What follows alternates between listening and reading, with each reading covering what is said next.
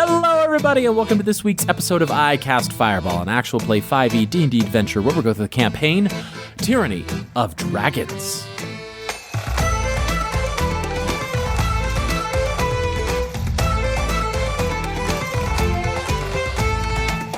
I'm Thomas, your DM for this adventure, and around the table we have... Malamara. Lansthalen. And Fleeple. Last we left the Jhank Squad, they had found themselves eating a nice plate of breakfast. In the midst of their breakfast, Waterdeep was attacked, and attacked in a big way.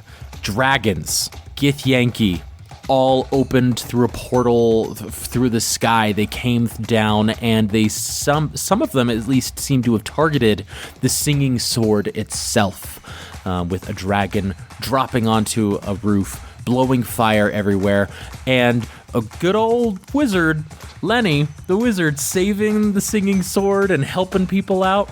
With Lenny's help, the Jhank Squad was able to overcome and defeat the small squad that had been sent to them to attack, kill, capture Malamara. They're not sure because everyone is unconscious currently before the remaining dragons and Gith disappeared through the portal in the sky. And that is where we join our adventures on this week's episode. So, Jhank Squad, all of you are outside, immediately outside the singing sword. Lenny is hunched back, jumping in the air, like clicking his heels together, laughing. Did you see that? Did you just see me? I love this. I miss it so much. While the guards are distracted by Lenny, I will pull my friends aside and just be like, now, the big question I have in my mind at the moment is, do we tell the Council of Waterdeep about this? Because that could implicate us with all of these Gith that are after us. Heavens no, we're not going to say a thing. Don't tell, not a thing. Word. Silence. Mum, Yes, this exactly. point on, this never happened. Let's not Yes. talk about it again, ever again. We're going to wrap this up in a bow and just leave it here. What happens at the singing sword stays at the singing sword. Exactly. Speaking of which, okay, there's a lot to unpack with what just happened, but in the immediate aftermath, I think we should, 1, search the bodies, and 2, I've heard dragon thingies like claws or teeth or scales are very rare and very nice to have. So, Malamara, are you, I don't mean to stereotype, because you're from the north and you always talk about hunting, but are you good at hunting? Are you good at stripping a corpse, of an animal? Malamara takes out her hunting knife and it shines in the morning light. I got this. Okay. I will go search the bodies then, maybe? Mal will trot off toward the dragon body and start harvesting body parts. And while these two are getting up to all kinds of sketchy stuff, Fleeple will just be like, oh, you should have seen Lenny. He came in out of nowhere.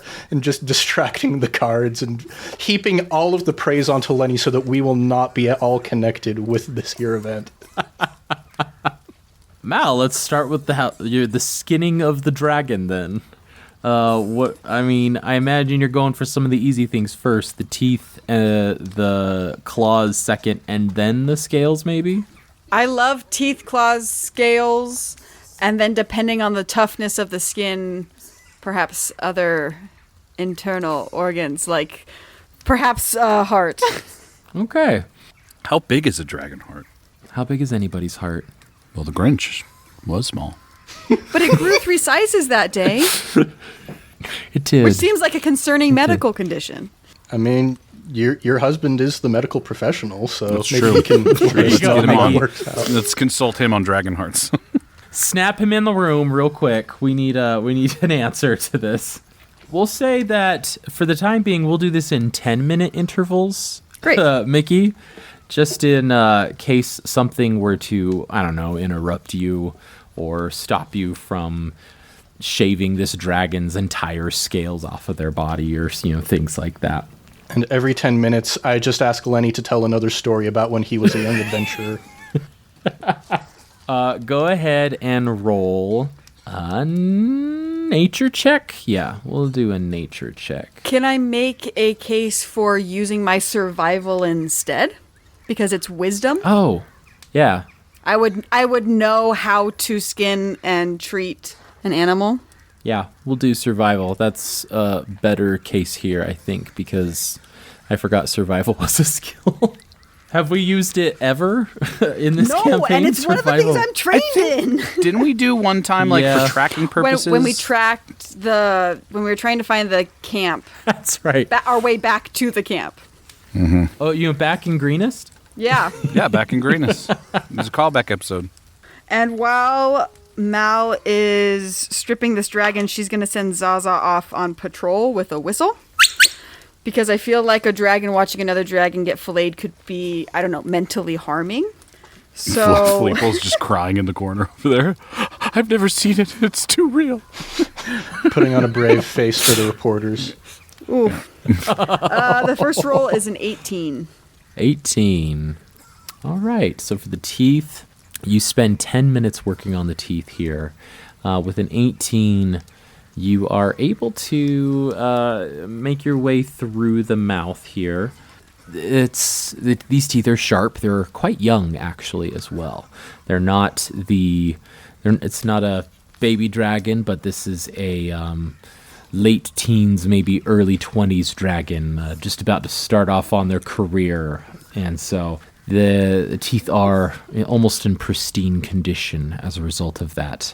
You're able to get, in 10 minutes... Do you want me to write this down, Mickey, in just our bag of holding? Sure. 4 large dragon teeth. We will leave that for there because it's 10 minutes. So then we'll jump over to Lance. All right, I will investigate the bodies. All right, go ahead and roll an investigation check, please. Oh, I'm going to use my inspiration because I don't like that one. Oh. Unless you tell me it's not really worth it. Like if you say, there's not really going to be anything, Jake, so don't worry about it, then yeah, totally. I'm going to let you make the decision to use inspiration Okay, first. I will, because this is tied to Mickey's story, I'm hoping that there's something, so I will use it. All right, here we go. Oh, son of a... It went from a 4 to a 1. Oh. I'm just admiring the awe of Malamara's craftsmanship. Oof. Yeah. Your hands are shaking My knees are quaking. because a dragon just shot fire at the place you were staying at. And you are going through these bodies, some of them very stiff from the cold that they just were rocked with. The monks have little to nothing on their person. They don't have money. They just have maybe like one of them has a healer's kit, but that's it. So you can pocket that and jot that down that you have a healer's kit. But the other one doesn't have anything. The Gith Yankee warriors, each of them have their swords. Are they just like Malamara's? I mean, I probably can't glean too much from this stupid roll, but... They do appear to be like Malamara's swords. And as you're going through their pockets, you can't find much of anything else, though. It's just the swords. It doesn't appear that they have, like, the attuned stone to the astral plane that the other crew did, you first encountered. So, as you go to walk away from one of the warriors, though, you trip a little, and you realize it's because this warrior has gripped the cloak of you and like very weakly and is like looking up at you from the ground as you looted its body, or so to speak. But it looks at this Gith Yankee warrior is still alive as it's gripping you and looking at you. It's unable to say anything currently, and its grip weakens, but you just see this hatred and this distaste as it looks up at you. Woof. I'll call Fleeple over. I'll use our secret signal, which we know, between the two of us, what that is. Yes. And it's secret, so we can't tell the audience what it is. Exactly. So, yeah. Oh, I was just going to say, it's so secret, you got to describe it. How do I you... use the secret signal. You know. Yeah, we've kept it secret even from the dungeon master this entire Exactly. time. Yeah. Yeah. And to call Fleeple over as this kind of Gith Yankee's at the last of its breath. And I will just be like, this one's alive? I'm not sure.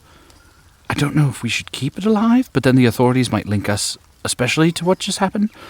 Or should we, like, heal it, like, a little bit, and then, like, interrogate it, and then, I don't know, It's hard to know, because the last time we kept one of these guys alive to try and interrogate it, we got a little bit of information, but realistically, not a ton of actionable information from it.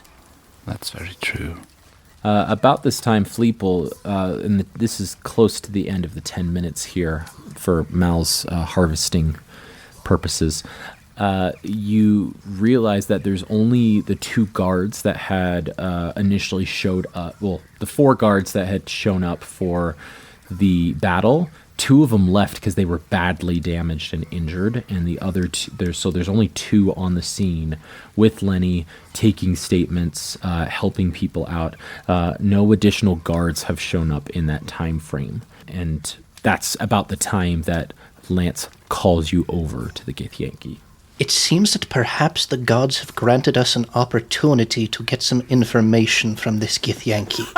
I mean, I thought they were all dead, but yet suddenly, like, one's alive. Yes, and the guards are disappearing. They're not here to implicate us. The Yankee was alive. Malamar is busy. You don't know if I rolled death saving throws behind the DM screen. You don't know if I rolled those. Feels like a call to action. It feels a little bit like the same. I don't actually have Spare the Dying, even though I am a cleric. Oh, I can use my freaking healer's kit that I literally just picked up. Another key that Thomas wants this thing alive. Exactly. So I will use my healer's kit to stabilize the creature. Ooh, yes. And that's All right. 1 out of 10 uses. Well, you're not trained in healer's kit. It didn't say you had to be trained. I'm trained in an herbalism kit. And when I looked up, it just says healer's kit. Like, you got one and you use it. There's a whole feat in 5th edition for it. There's no proficiency with a healer's kit. Yes. There you go. Yeah, the healer feat allows you to stabilize and also regains a hit point, and you restore 1d6 plus 4 hit points to them. So having a feat allows you to do more with the kit. Well, look at that. Okay. I'm just using kits instead of spells. There you go. So no roll needed. Lance, you just go, "Ah!" and you throw a bunch of, like, a Vicks vapor rub at his chest. And that's... and you just start rubbing it in. And you're like, "Ah." I take off his socks, I rub it on his feet, and I put it back on. Oh my gosh. That's one of the uses of the medicine kit. And the Gith Yankee is a little bit more aware and wrinkles its nose at the foul odor. All right, so let's tie him up and take him up to the room, I suppose. So we're... Why do we always me and Fleeple get good cop, bad cop situations? Like Malamar is just, I could just see like the shot, like the camera shot of like Malamar like plucking a tooth, but in the background you see like these 2, you see me and Fleeple, or Lance and Fleeple just like, like carrying this guy off to a side alley.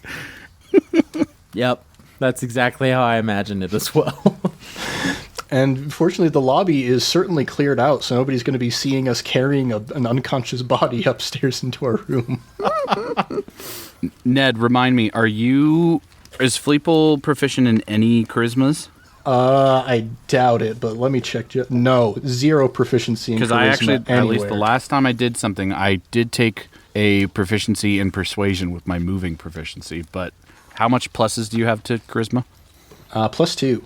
Well, then we'd be equal, because I have a -1, but it gives me proficiency, which is 3, and so we're equal to persuasion. Yay! There you go. All right. So as you are picking up this body and bringing it over to the Singing Sword, Mal will have you roll another survival while these 2 just bring this body into the Singing Sword. You hear from in the lobby as we're passing by, the sword goes, "Oh my gosh!" As it sees this body. Mal got a natural 1 trying to pry the claws out of this dragon's hands. Yeah, That sounds no painful.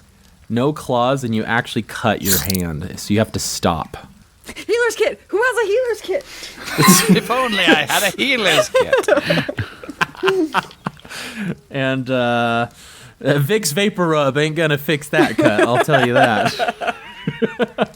I just imagine the healer's kit is just like a bag of essential oils. That's it. It might be. But Mal, you are you cannot do any more survival on this dragon until some time has passed for your hand to either be bandaged, get it worked again. But yes, you will need to attend to it to some degree, whether that's giving it time or using the healer's kit, something like that. But Lance and Fleeple, as you walk in, you see the singing sword and that young lady scribe who's the barmaid that served you breakfast that morning. The singing sword is in the corner with her going, "All right, now read it back to me again. Read it back." And she starts to read some of the narrative and said, "Like a crimson fire falling from the sky, the adventurers, the Jhank Squad, lit up the day, brighter than the light with their heroic." No, start again. That's terrible. It's too cliche. As you just slowly sneak past him with this unconscious body and zip upstairs to your room. You hear a bunch of frightened people in their rooms, and as you walk past one of the rooms, a woman is like, who's out there? What's going on? Can we come out yet? It is perfectly safe. Just give us like 10 seconds. What? Oh, okay. I can come out, though. Hello? As you're already in your room, and the door is shut, and you lock it. And you both find yourselves in the room that the three of you are sharing with the unconscious but stabilized, vicked up Gith Yankee warrior. Okay, so this... I'll be honest, I'm getting kind of tired of the good constable, bad constable shtick. I'm just so bad at it. How about we just It's gold. It's comedy gold. Yes, it's... can we just, like, threaten this guy's life? I feel like that's We're the not most proficient effective... in intimidation. We just established this. Okay, how about I just, like... we just pull out a dagger and, put it maybe an inch into his sternum. That's enough intimidation, right? Oh my gosh. Yeah, let's just bad cop it up. Or no, is that the good... All right, let's just do it. Yeah, I just had an idea. What if we pretend that we're gonna sell out Mal to this Gith Yankee? There's the creative juices flowing. All right. Yes. All right, let's wake him up. All right, I go over there and I start singing Evanescence, wake me up inside, and I'm just like slapping him on the side of the face. And the next door neighbor in their room is just like, "Save me." Just jamming to Fleeple singing as well. Like, oh man, I love that. I love 7th grade. As you sing this ditty, this Gith Yankee reluctantly wakes up. And is like, and rolls onto its from its side to its back and looks up at you. Goes in that strange language, but all in common. "Why do you torture me with your singing?" We don't mean to torture you, we mean to assist you. You want the one who stole your sword, right? Yes, of course. That is why we are here. Listen, we are sorry about your dragon and your friends. We've just found out we're too deep into this, okay? It's too deep. We've gotten too deep into it, and we just want to get out. So we want to help you. What are you looking for? What's your goal? If we can maybe come to a compromise, then everyone, can, your hand washes mine. I'm really bad at this. Yeah. Well, I need the sword. Why? Okay, may I ask just... Malamon's our friend's very attached to this sword. Why do you need it so much? You had a bunch of swords that you came with. Why do you need this one in particular? It's not that we need this sword in particular. It's that we need all these swords in particular. But you just lost like 4 of them. Yes, I am aware. Oh, okay, sorry. And these swords, they are more, and you wouldn't understand. But I will try to explain to you. Since I am at your mercy, these swords, they are our birthright. We come from a land far from here, not of your land. A land of timelessness, of agelessness, where we live forever. And these swords are a symbol of the oppression which our ancestors cast off and shrugged off generations ago. Generations upon generations ago. And it is every Gith Yankee's right, privilege, and responsibility to become worthy of the sword. And just as a note, where is this guy's sword? Did you leave it in the street? I think probably. I think, well, reflecting on that, I think Lance, just to try and clean this up and try and, like, take away as much evidence as possible to not tie us at all to it, I think I would have shoved it in, like, the bag of holding, potentially. Okay, and that's fine. I that's one reason why I'm asking. Why I wanted to clarify.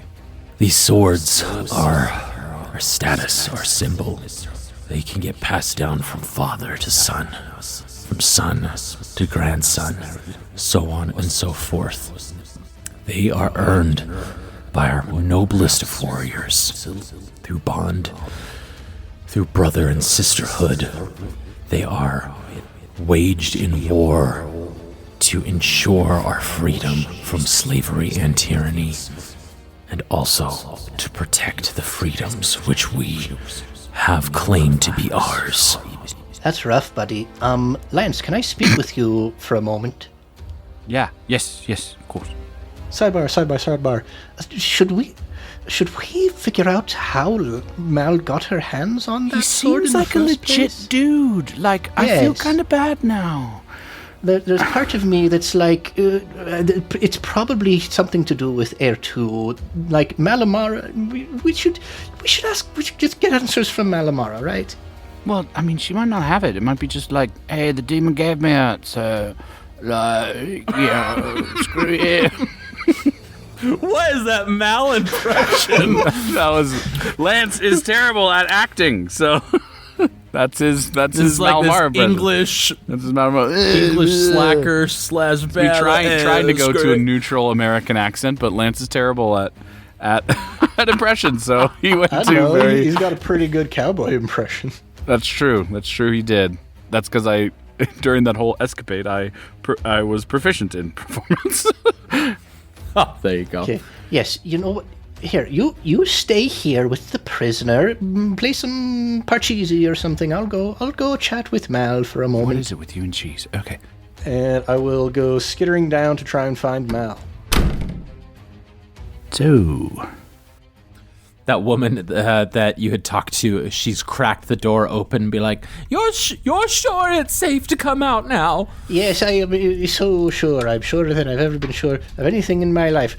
Yes, come here. Here, I'll toss a silver at her and say, "Shut up and get a drink. I'm busy." How dare you? I'm not some common beggar. As you're just already downstairs and like, you rush out and no one else is in the main tavern area. It's still just the singing sword and that barmaid. You run outside and Mal is nursing this wound and she's wrapping it in a bandage and just like licking away some of the dried blood at this point and just After having cut herself, she turns and goes, Fleeple? Lance? She's looking around and suddenly her compatriots are gone.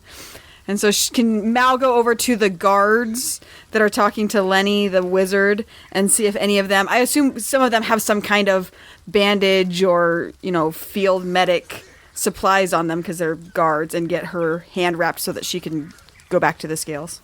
Yeah, and so as you go to them, they're like, "Oh yes, of course. I just have one role here, adventurer. Lenny here was just telling me that you're part of his crew. Is that a fact?" It is if he says so. Yes, that's a fact. You think I know exactly the kind of talent to bring into my adventurers here. She's my number one. I mean, you see those pelts? She's gonna make those pelts. I mean, those speak of high quality of being able to pull down those creatures with a bare fist and rip them right off their bodies. And this Lenny is very into his 5 minutes of fame right now, so Mal, you're able to easily sidestep away from these guards for the time being, as some commoners have started to crowd around Lenny as well. Yeah, I show up and I see the wound. Oh, that's rough, buddy. Malamara, can you talk to me a little bit about how'd you get the sword, you know? Oh my gosh. You know, we're in a phase. Fleeple, are you bad constable mean right now? No, I'm so sick of not knowing which constable I'm supposed to be. But, you know, we're in this new age of radical transparency between all of us as comrades and teammates and whatnot. So I'm just hoping that maybe we can just have a normal conversation about, well, you got the sword and maybe how we can get these people off our backs, you know? Mal will take out her sword that she had put away when the Gith Yankee fell, and will unwrap the sword for the first time. And Fleeple sees this gleaming silver sword that has all these beautiful and intricate carvings all along the blade. And as she looks at it in the light, she talks more to the sword than to Fleeple. Air 2 gave me the blade. I'm sure that's no surprise to you. I mean, yeah, you're right. It's not a surprise. So the thing here is, you know, we have this kind of new shtick we're working on where it's like, hey, if we help Malamara to, you know, finish whatever quest or whatever agreement she had with Air 2, then, you know, we can be an independent unit all acting. You know, we can form like we can go from being sole proprietorships to being like an LLC or something. We would need to write up a new contract if we were to do that. But where am I going with this line of thinking? Okay, so what is your connection with this particular sword is what I'm getting at. Aside from just the fact that Air 2 gave it to you, what's like the significance of the fact that you own this sword? Mal sighs. It's a part of my boon with Air 2. I need the power he promised me and the power granted by this sword to wipe out the orc horde that killed my village. That's the deal that I made. Air 2 promised me increasing power until I eventually reach the point that I need to kill them off. And so he has asked for a few errands in return. And the sword symbolizes the boon and the power he gave me to avenge my family. How do you feel about the idea of killing an entire tribe of people? They aren't people. They're orcs. Well, kobolds aren't people, they're kobolds. Now, Malamara, I don't mean to try and dismiss the pain that you've gone through. If this is what you need to do to get out of this bad deal that you found yourself in, then Lance and I can help you out with it. Mal is not quite sure what to say because she knows the past that Fleeple has with his own kind, and then hearing him promise essentially what Mal understands to be that to gain the power that she needs to wipe out another village. Interesting. The difference he sees in that, because he has always seemed to be a pillar of, is morality the right word? That he always seems so moral and so just to Mal, that hearing him offer that makes her actually uncomfortable, that he would maybe quote unquote stoop to the level of Air 2 and the places that she's gone for vengeance just to help her out. I'm, not here to try and judge the path that you have walked. I'm here to try and help you get onto the path that you eventually want to get onto. Because it seems like you want to get onto a good path. And we'll help you get there by hook or by crook, as it were. I think that's a saying. I don't know what it means, but I've heard it before. It sounds like a shepherding phrase, and you wear that shepherd's or the sheep skin, so maybe you heard it somewhere in your past as Mal is rewrapping the sword. Yes, it's actually I've never spoken to a shepherd before. I'm a bit of a lizard in sheep's clothing over here, you might say.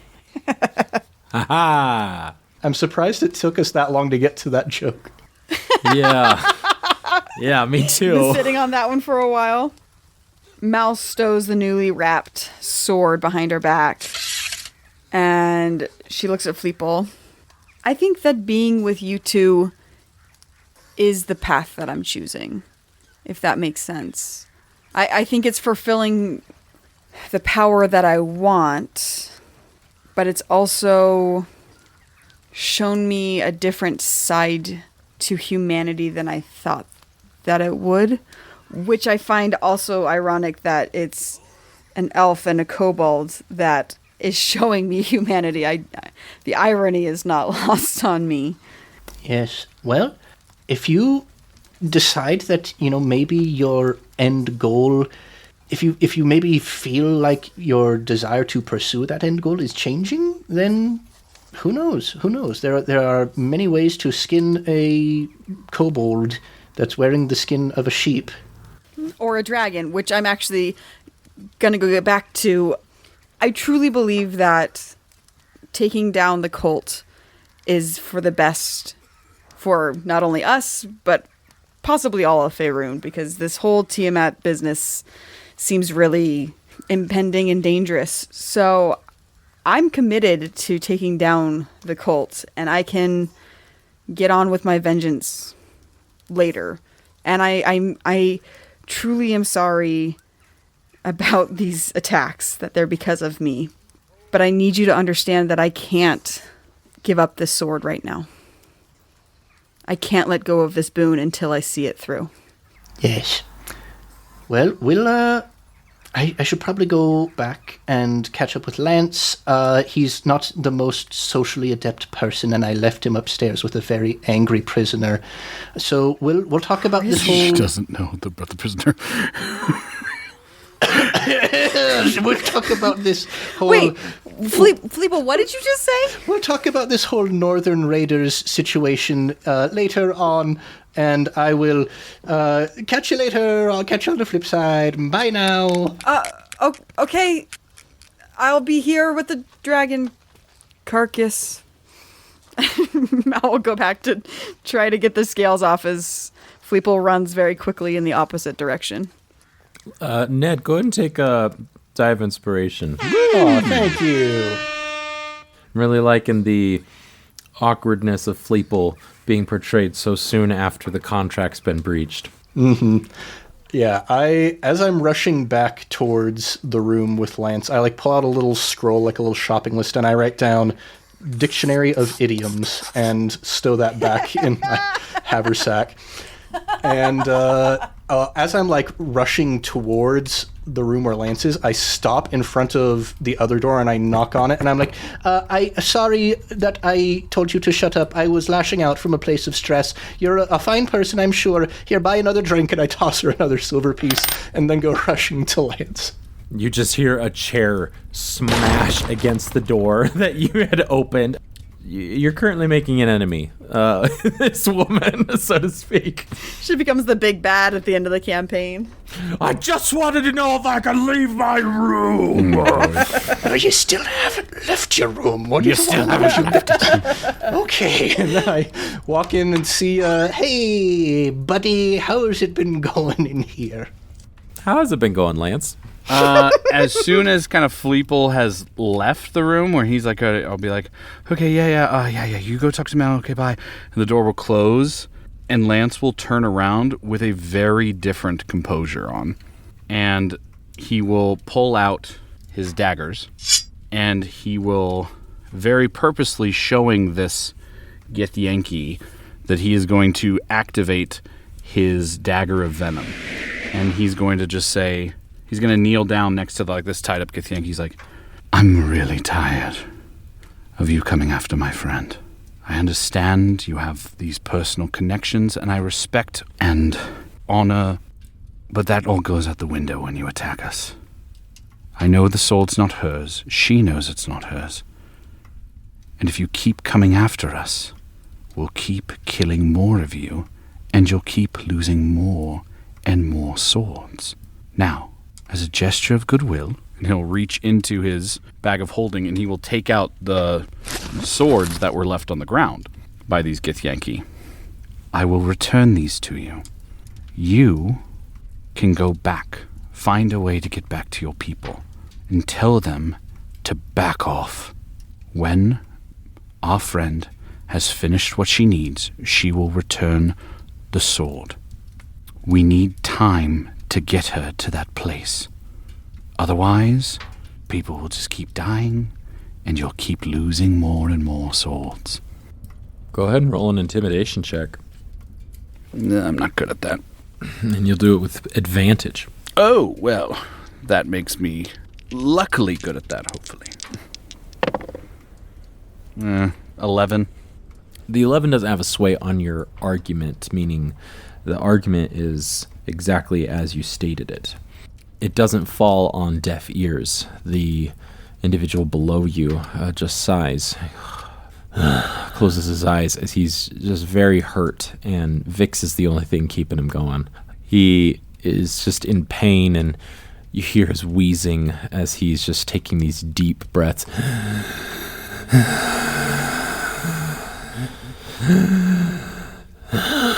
Look, I realize how powerful you are. We've underestimated your crew twice now. And this second time we brought some of our dragons. And of course it's ended us up. But it's not up to me if we can stop coming. Whether you kill me or send me back, the order will still be to come and attack and to get her sword. Because it's not her sword. By the purple skies, she didn't even take the sword.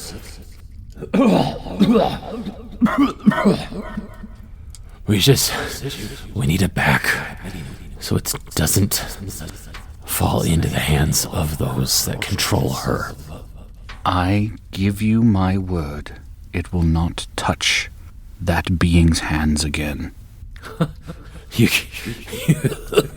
can guarantee that? I just killed a dragon. Yes. Yeah? How about a demon god? I'm working on that. Yeah, it's something to work on. Because as long as she's under him, you won't be able to control whether he takes that sword or gives it to another. I'm trying to give you a chance here, and you're making it very difficult. Look, I'm just giving you the facts of the situation.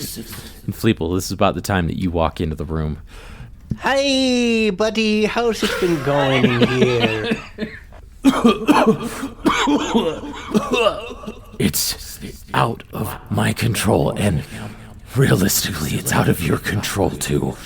It's not something you can control, as long as she's connected to him, and that is connected to him. Okay? And he's like pushed himself up a little bit, and he's on one elbow turned towards you. Not with desperation, but with earnestness as he's saying that all of this to you. Did I show up at a bad moment? A little bit, yeah. You have to get the sword away from her. We have to break her connection to it, or else... And he has a coughing fit. It takes him a little bit of time to recover from.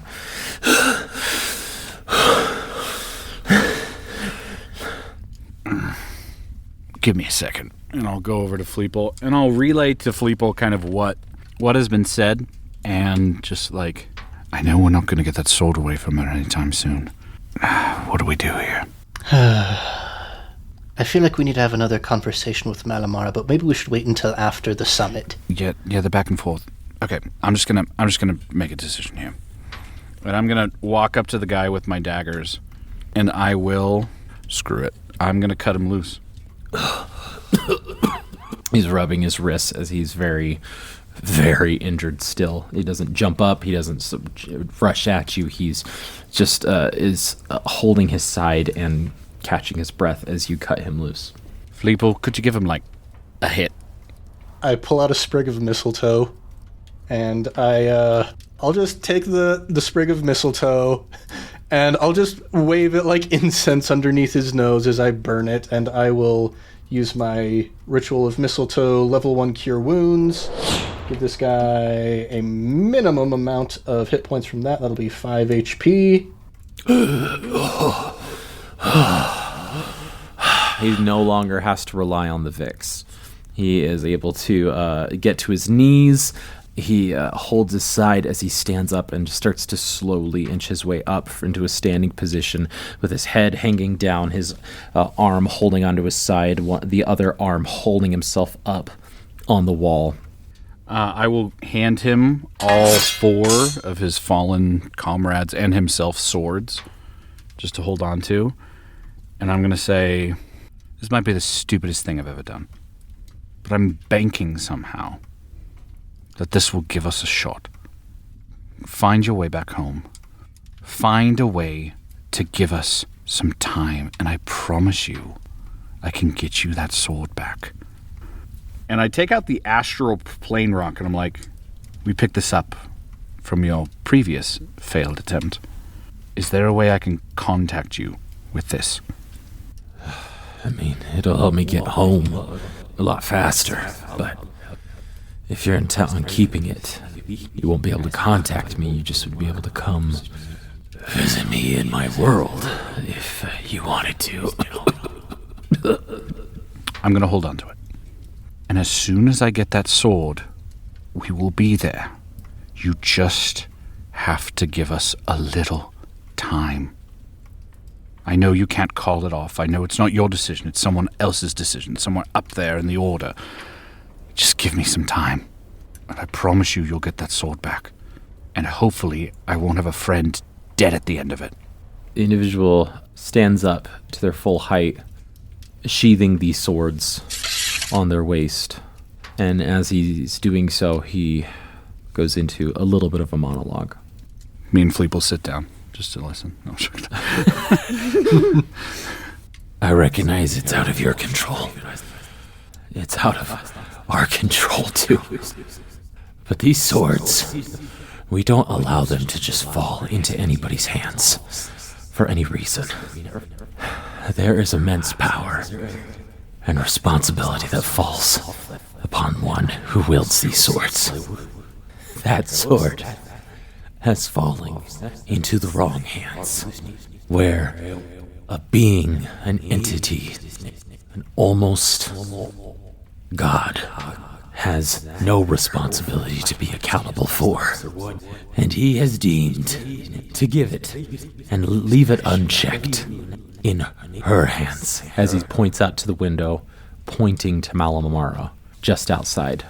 This entity of chaos, damage, and destruction, an entity that has slaughtered legions of my people. This entity that laughs when he sees death and battle around him. An entity that, wherever he walks, death, sorrow, and misery walks in its wake. An entity that has set villages, towns, and cities on fire has given this to her. I just want you, as he looks out the window and stares at Mal, I just want you to realize the seriousness of the situation, as I'm sure you're already aware. Make no mistake, we bear no love for this demon. We want the same thing. We're more on the same side than you might think. But bear in mind, you want her out from under the demon's heel so you can get your sword back, but we want her out from under the demon's heel because we love her. Your way hasn't worked. It won't. Give us a chance to try it our way. I will do what I can to encourage my people and our leader, Vlakith, to hold. But I'm afraid that she may send far more the next time against your friend. With that, he steps towards each of you and goes, in case you need or want to know, my name is Vaidonuk. Every night of the Githyanki is important, and although I am no commander or general, knowing one of our names may hold some weight, but certainly not if you meet Vlakith herself, or if anyone is on Vlakith's orders herself. Quickly, I'll take out the stone again. How would I use this thing to get to you? You would need immense magic, to be from the plane itself, to be able to peer into what is attuned to that rock specifically. Are you a magic wielder? Kind of. It would take much more than just being a kind of magic user to come and visit me here. Find someone who can travel from plane to plane, and this will be your key. We'll see what we can do. I suggest you go out the back door. I bid you farewell. And disappears. Lance, we need to we got some stuff we need to get taken care of We're pretty in the quick deep, here. man. We're way in the deep here. Oh my gosh. I know that it was bad with this whole demon thing. Like, a demon is bad, but then there's like, the queen of the Githyanki themselves. That's bad. Yeah. Malamara's really stepped in it. Yeah. Apparently she's not good with people. You don't say. Yeah. What did she tell you? What did she say? I didn't even ask. What did she say? Yes, so she reached out to Air 2 in a moment of desperation and was like, a whole horde of orcs killed my entire tribe. I need revenge. Can you help me get revenge? And Air 2 was that's like, pretty "Here, have obvious. this sword." We've connected that Yes. for so long, her backstory. We get it. Yes, exactly. It's just like that episode of Avatar: The Last Airbender where Katara wants to kill the man who killed her mother. There you go. Yeah. Very cross. Very, Wow. Good stories repeat each other, basically. Listen to our sister podcast, Improv Tabletop, where we explore in the world of Avatar: The Last Airbender. Oh my gosh. Oh, man. So this sword is like the physical symbol of, hey, I made a pact with the demon, and if she gives up that sword, then all of the power that Air 2 is giving her for the sake of killing the orcs goes kaput. So that's the end game. Just massacre. A massacre. I mean, if I had my druthers, then I would love to be able to, like, if Malamara doesn't need to kill an entire horde of orcs, Malamara doesn't need a pact with Air 2, and Malamara doesn't need a sword that Air 2 stole from the Githyanki. So that is, I mean, if... Do they not have therapy up north? What's happening? They don't have therapy where I come from either, and I've had to figure it out all by myself. Friggin' It's self-therapy. Yeah, you bought a self-help book. While this conversation's happening between Lance and Fleeple, Mal, you are left with Fleeple asking the question about your sword. This encounter with the Githyanki obviously causes you to self-reflect. And as you are carving through some bits of the dragon with your hunting knife, it's just some parts are just not getting through. And it's at that point you feel a little tug or a little push from your side, and you look down at the sword that you had sheathed, and you're like, oh, okay. And you go back to your hunting knife, but you feel it again. You're like, what the? You pull it out. And as you pull the sword out, it is brighter. Is it brighter? It feels lighter, but it feels more familiar and comfortable in your hand. And you look down at the dragon, and you unwrap it a little bit, and you start to methodically cut off certain sections of the dragon. The whole hand, getting more claws as a result, getting chunks of the scale from the dragon, and it is sharper. It may not be brighter, it may not be lighter, but it is certainly sharper. And at that point, Air 2's voice comes in the back of your mind. Every day, you prove more and more why you are my champion. And so, my boon to you.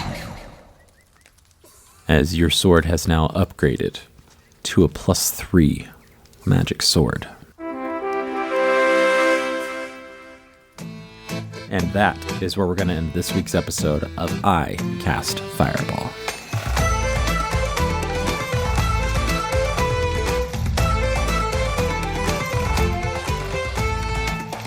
Ooh boy, this is another one of those times where Ned knows lore about the Forgotten Realms and about Queen Vlokith of the Githyanki, and this is bad. This is real bad.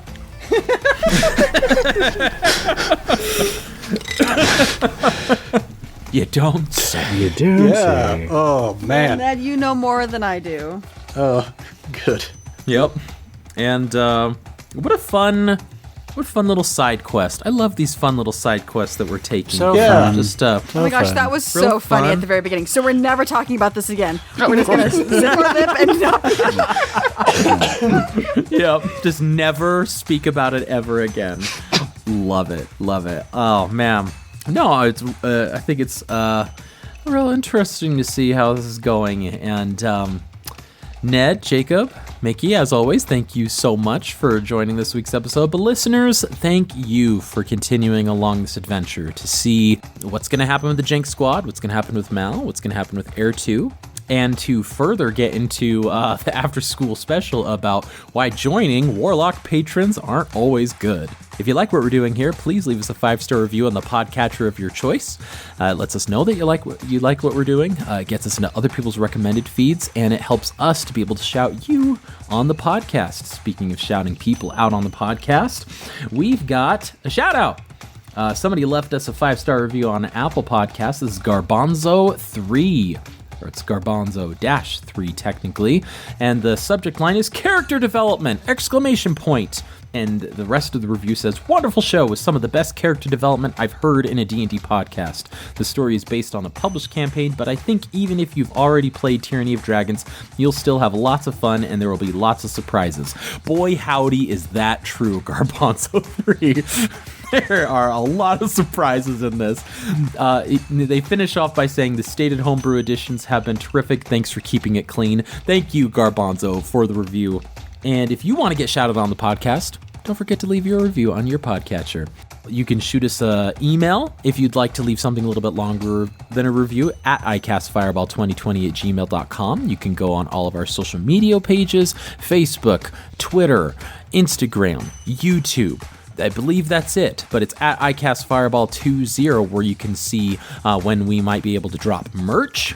We're working on getting a merch store up, actually, where you might be able to get some keychains, shirts, and other things like that for your iCast Fireball swag.